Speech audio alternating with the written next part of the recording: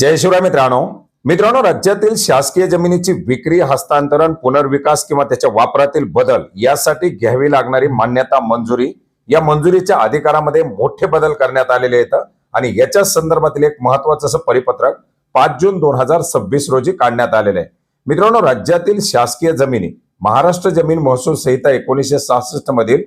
कलम 37 अ नुसार जे काही जमिनीची विक्री असेल, अशा जमिनीचा हस्तांतरण असेल, त्याचा पुनर्विकास असेल किंवा एफएसआय मध्ये वाढ असेल, त्याचा वापर, हस्तांतरण विकास हक्काचे टीडीआरचं हस्तांतरण किंवा वापरातील बदल या जे काही बाबी असतील, या बाबीसाठी राज्य शासनाची मंजुरी घेणं आवश्यक आहे। आणि मित्रांनो, सध्या आपण जर पाहिलं तर ही मंजुरी घेण्यासाठी मंत्रालयामध्ये त्या विभागाच्या माध्यमातून मंजुरी दिली जाते। यासाठी लागणारा पैसा, वेळ हा खूप मोठा आहे आणि याच्यामुळे बरेच साऱ्या या जमिनीचं हस्तांतरण होत नाही, विकास होत नाही आणि अशी प्रकरणं बऱ्याच मोठ्या प्रमाणात पडून राहतात आणि हेच अधिकार आता स्थानिक पातळीवरती देण्यात आलेले आहेत, ज्याच्यामुळे आता या जमिनीचा पुनर्विकास असेल, हस्तांतरातील बदल असेल, यासाठी आता जिल्हाधिकारी आणि विभागीय आयुक्त यांच्या माध्यमातून मंजुरी दिली जाणार आहे। 28 डिसेंबर 2015 याचबरोबर 17 सप्टेंबर 2016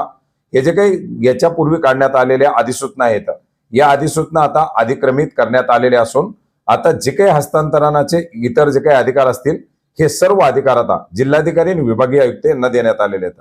याच्यामध्ये अधिमूल्य शुल्क किंवा हिस्सेची रक्कम जी असेल ती 10 लाख रुपयापर्यंत असेल तर जिल्हाधिकारी यांच्या माध्यमातून ते बदल केले जातील, त्याला मंजुरी दिली जाईल।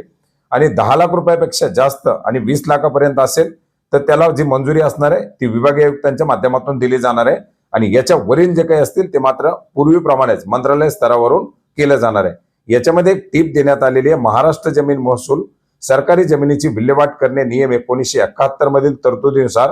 किंवा त्यापूर्वीच्या तत्सम नियमातील तरतुदीनुसार कब्जे हक्काने किंवा भाडेपट्ट्याने प्रदान केलेल्या जमिनीची विक्री, हस्तांतरण, पुनर्विकास, अतिरिक्त चटई क्षेत्र किंवा टीडीआर हस्तांतरण, वापरातील बदल इत्यादी करता जिल्हाधिकाऱ्यांच्या मान्यतेने होणारे तसेच पूर्व परवानगीशिवाय झालेले व्यवहार नियमाकुल करताना शासन निर्णय 2023 मधील नमूद केलेल्या दरानुसार अधिमूल्याची रक्कम परिगणना करण्यात यावी, ही एक सूचना या ठिकाणी देण्यात आलेली आहे। आणि अशा प्रकारे आता हे जे काही सर्व हस्तांतरणाचे असतील किंवा जमिनीच्या इतर संदर्भातील जे काही